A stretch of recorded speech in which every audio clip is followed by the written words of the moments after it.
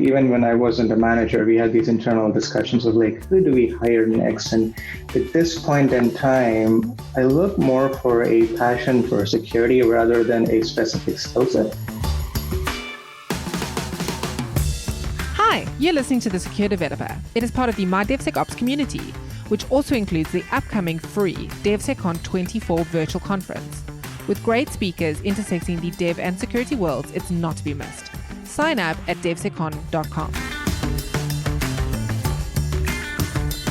This podcast is sponsored by Snyk. Snyk is a dev-first security company helping companies fix vulnerabilities in open source components and containers without slowing down development. To learn more, visit snyk.io. On today's episode, Guy Podjarny, president and co-founder of Snyk, talks to Yashvier Kosaraju. Yash manages the product security team at Twilio. He has been working in security for over half a decade, working in a variety of roles ranging from consulting to enterprise product security teams. Prior to Twilio, he worked to help secure Box. Hello, everyone. Welcome back to The Secure Developer. Today, we have with us a guest who's really leading with one of the sort of the more advanced technology companies, sort of forerunners, I would say, in the world of kind of the modern unicorns in Twilio, which is Yashvier Kosaraju, who heads the product security group at Twilio. Welcome to the show, Yash. Thanks for coming on. Thank you. So Yash, before we dig in, I talked about Twilio, but really your security journey goes further back and has those. Tell us a little bit about how you got into security, and kind of what is it that you do, like the path and what is it that you do today? My path's pretty unconventional as well. I guess within security, a lot of people have unconventional paths into it. So I did my bachelor's in electronics. Never really liked semiconductors that much, but we had a couple of electives and I got into like crypto. And that's what sort of spoke to me. So after that, I managed to get into Johns Hopkins for a master's in cybersecurity. And that's sort of what kicked off my security career. After that, I did some consulting for a while, then worked in the product security team at Box. And then now here I am at Twilio. Throughout that time, when you were working on security engineering before Box, you were sort of a bit more, was that more of a consulting type engagement, working on different companies before you went to work within a company? Yeah, so I was consulting for like a little over a year with ISIC partners, mostly in the Bay Area, a lot of good companies, a lot of good exposure, seeing how different people did things, mostly penetration testing and threat model sort of engagement. But overall, pretty good exposure right off college, consulting, and then getting to work with many companies. What made you take the plunge and move from a consulting to a full-time job at Box? Finally, it was the commute in the Bay Area. If you know what I mean, it's a horrendous commute. It was taking me 2 hours every day back and forth. And at some point, I didn't want to do that anymore. Yeah, it's actually a very good reason. There's all these studies that show how one of the things that correlates best to sort of happiness in life is the length of your commute. Well, I guess we're all not suffering from that problem specifically at the moment. So maybe there's some glass half full aspect to it. At Twilio, did you sort of jump straight into sort of the management role or sort of the head, or did you start off more as an individual contributor? I started off as an IC, and before joining, I was always sort of debating, do I want to go down the management route? Do I want to stay as an IC? So when I joined Twilio, I asked my boss if there would be potential management opportunities in the future and would I be considered? And he sort of said, yes, we're growing at a good rate. If we keep growing, there will be opportunities. And again, it was a luck factor as well, where I joined as an IC and then an opportunity came. I was considered and deemed fit enough to take on that role. So here I am after that journey. Do you like management better than the individual? What would you say are the pros and cons of making that shift? If we talked about the previous plunge. I actually like it. When you're an IC, you kind of get happiness from your contribution to a project. But when you're managing a team, you get the opportunity to help them grow. And I take happiness in the projects that my whole team completes. So it's my projects versus all the projects that 5 people are doing. So it's 5x the work that's being done. And it's oddly satisfying to just look at a team and see where they're going from day one to like maybe end of a year sort of goals and see how much can be achieved and how you can help them sort of mitigate roadblocks and achieve the goals we set out to accomplish. Yeah, spoken like a great manager. That's a great attitude for someone in a management position. So I guess let's expand a little bit before we dig into your space. You run the product security group. Can you give us a bit of context of the broader security organization at Twilio, like a little bit of how responsibilities are divided? Sure. So I run the product security team. Then we have a cloud security team. We have an enterprise security team as well. Then there's the whole threat management group, which has threat intelligence and wall management. Then there is a other team, which is security engineering that builds sort of large scale platforms, which will be used by multiple security teams. Individual teams do a bunch of automation too, but this team is a core group of security developers building sort of large scale platforms. That's sort of one side of the team. Then there's compliance, customer trust, physical security, and a whole bunch of sort of other teams within the security and trust organization. So that's an interesting, I guess there's a couple of divisions I'd love to dig into as kind of everybody's struggling, I guess, with that sort of, split of responsibilities. So one is maybe first of all, cloud security. So you do product security, there's cloud security. How do you divide responsibilities between those two groups? So we work pretty closely together, but if you had to draw a line in the sand and say this is product security and this is cloud security, the way we try to define it is the code, right? You look at it from like the code deployment perspective. Starting from writing the code to building an artifact is product security, and then the infrastructure on which these artifacts run is cloud security. So containers and I guess that would fall in the gray area, or like how much gray is there between those two? Which you did say you collaborate a lot, but. Yep. So that's sort of a spot on area where we collaborate a lot, like containers and Kubernetes. It's sort of a hybrid of product and cloud, right? And especially if you're talking about EKS, where it's Kubernetes, but it's backed by AWS's permission modeling. So that's a super gray area. So that's one big space that we work very closely together. Yeah. I mean, I think that's indeed one of the primary kind of gray areas these days. So the other split that I think is an interesting one is this sort of product security or other security aspects versus, like a dedicated security engineering team. Do you already know how that split works? That's a great question. It's a fairly new team that we are forming, and we haven't figured out the complete nuances of it yet. Okay, it's interesting. Would love to check back in and sort of hear what worked and doesn't over those fronts. This is the security organization, and that's sort of within, I guess, reporting to the CISO, I'd imagine. Yep. But you also run a security champions program, right? Can you tell us a little bit about that? What's involved there? Sure. So product security specifically works very closely with engineering, right? We look at it as a partnership of sorts. Like we really don't want security to be a roadblock or sort of a hammer where we say, hey, do this. It's more of a partnership where we work with engineering and sort of come to collaborative decisions saying this is the right way forward for the company. Security Champions program is something that helps us do that on a large scale. The idea of the program is an engineer on every engineering team is their dedicated security champion. And then there's one security engineer who's their dedicated security partner. This security partner and champion meet on a regular basis and then talk through what the engineering team is doing, what the security team is doing, what reviews they need, what help security can provide, do things securely, and make sure that they're building robust and secure solutions. What helps in this sort of format is all the reviews are scheduled on a timely basis. Otherwise, the other sort of side of it is engineers build the whole product. And once they're ready to deploy, somebody says, hey, let's do a security review, and they're blocked for you don't know how many days or weeks. It can be based on the project size. With the Champions program, these reviews sort of happen in tandem as the engineering team is building, and we can give real-time feedback, and it's easy for them to make changes. There's very less friction, and we don't affect their timelines.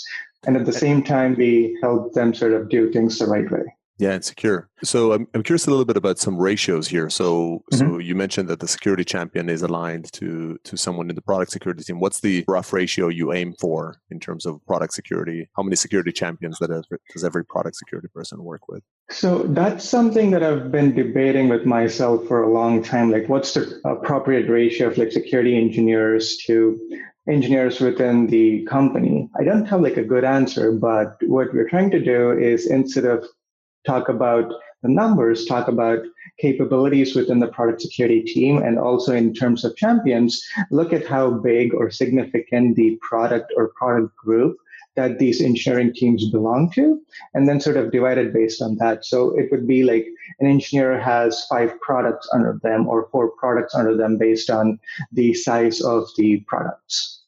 Yeah, that makes a lot of sense. It's still the mission orientation. That product security person is still more mindful and aware of the substance and the surrounding context. When a request comes in, but indeed some products are big, some are small, some are more hairy, from a security perspective than others. And the security champions, within the teams, is this an official role? Like, do their managers expect them to spend some 20% of their time on security, or is it more just general interest? I mean, how do they manage that extra responsibility? It is an official role. The percent of time that they spend on security is team specific. We don't mandate a percentage of time that the champions spend doing security stuff. What we expect them to do is sort of meet with their security partners regularly, talk about their team security posture, and sort of work with their partner to sort of improve their product security posture over time. Yeah, that's awesome. Are the security champions themselves a community within Twilio? Like, do they also engage with one another, or is there a specific education for them, or is it more about the one-to-one relationships? It's both. So we do have one-to-one relations, and this year we wanted to expand on that. Security champions as a community do happy hours and a lot of other social events. But COVID-19 happens, everyone's stuck at home, so that isn't happening. The other thing you mentioned was training. So within the Champions program, we have a sub-program called the Advanced Champions program, where we have red, blue, and purple sort of categories, which have challenges, requirements to do X, Y, and Z sort of things, which are aimed at offensive for the red, defensive for blue, and purple. We kind of modeled it as a cloud security subspace within the program. And as they do these, we kind of give them more perks and responsibilities that otherwise they wouldn't have had. And the ideology behind it is you take these trainings, you do these challenges, you level up your security knowledge, and then we as a security team will trust you to make these decisions, which now you have enough knowledge to make the right decision for. Yeah, that sounds awesome. That's a great thing to do. And I must imagine that these things are sort of acknowledged as a skill set and a learning by the different management teams, might help them as they sort of move up the ranks, or as they might want to move into security, right, in some cases. Yep, that is true. And this sort of ties back into how much time a manager expects their champion to sort of spend doing security work. Once they sort of start their journey on these different tracks, they generally put it into their sprints and work on it as a story ticket, something as a general work item rather than on the side. And most of the managers are happy that people on their team are interested in this and spending time learning security. So we now understand, I think, the sort of the world around you, and digging a little bit into the work of product security itself. So this team, what are sort of types of projects or initiatives that typically kind of get covered by the team? Sure. So we cover most of the SSDLC, from secure developer training all the way to putting tools in the CI/CD pipeline. A good chunk of my team's time is working with the champions to see what they're working on, what reviews they need, and making sure they get done in a timely manner. The other part they do is a lot of these projects, and we are sort of an automation first team, and most of the tools that we work on, the end goal is to enable them in the build pipeline. And also something that we have been discussing internally is to have a self-service capability for most of these tools. The idea being an engineer should not have to release a build if they want to see what security vulnerabilities are present in their code. So there should be a self-service capability. And the novel way we're kind of approaching this is sort of having a CLI which fronts all of our tools, because we cannot expect developers to learn the UI for 10 different tools we have. If it's easy enough for them to use, say, security CLI, this is my code, tell me everything I need to fix. That's the simplest form of user experience we can work towards, and that's what we're trying to do. That's really interesting. So it's a specific kit, I guess, the sort of the CLI that is attuned to Twilio and that the developers know how to use. And behind the scenes, it might invoke different types of solutions. And those, I'd imagine some of those are homegrown and some of those are commercial kind of off-the-shelf Yes. or open source projects.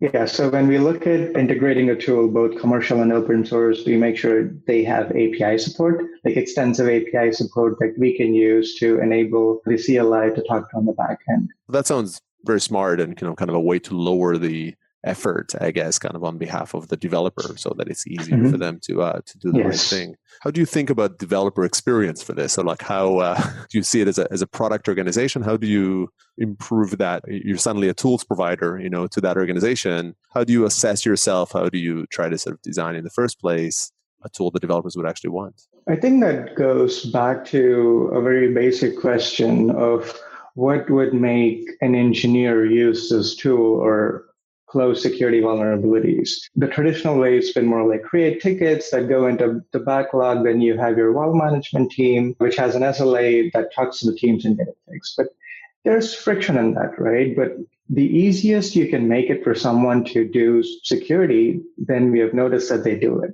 When we think about the tools that we want to provide to developers, the first question we ask ourselves is like, how can we make this easy for developers to sort of use? How can we make it easy for them to fix the findings? Jira tickets are nice to track stuff, but they don't make it easy for them. What makes it easy for them is like comments and PRs, or a PR to fix the issue itself, or a very easy way which tells them what they need to do. And that's sort of the philosophy we have been using when we maybe internally build a tool or get an external open source or commercial tool to integrate within our pipelines. I think that's a great approach. And I love the elements of philosophy, right? Kind of as we go through here, you talked about, sort of partnering with developers. You talked about automation first. You talk now kind of very much a kind of a clear theme is this: make it easy for developers to do the right thing. I guess when you think about shifting a little bit to the side of this, when you think about the profile of a person on your team, do they need to be a developer? What's the profile that you would hire for when you hire someone into your team? I've been thinking about that over time. Like even when I wasn't a manager, we had these internal discussions of like, who do we hire next? And at this point in time, I look more for a passion for security rather than a specific skill set. But the broader sort of requirements are like, you need to be able to write code. It doesn't have to be production level code, but enough to sort of automate a security process in a robust way.